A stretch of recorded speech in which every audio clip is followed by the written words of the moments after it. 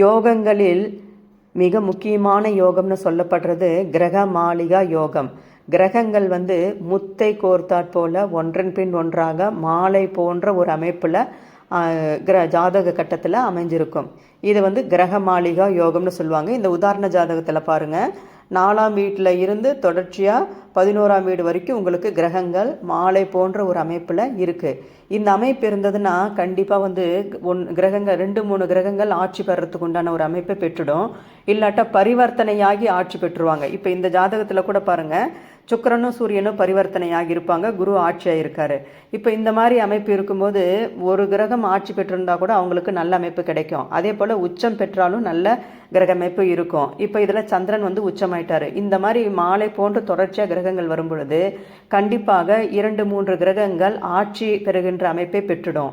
அதே போல் உச்சம் பெறுகின்ற அமைப்பையும் பெற்றுடும். அதனால் இந்த அமைப்பு இருக்கிறவங்க கண்டிப்பாக லைஃப்பில் சக்ஸஸ் ஆகிடுவாங்க.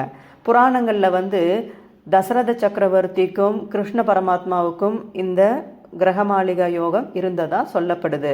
இந்த அமைப்பு இருக்கிறவங்களில் முக்கால்வாசி பேர் தொழிலதிபராக இருப்பாங்க.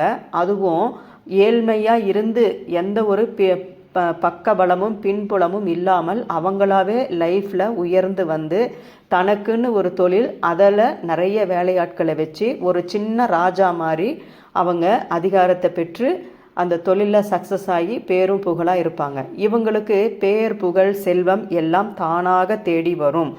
எதிரிகளை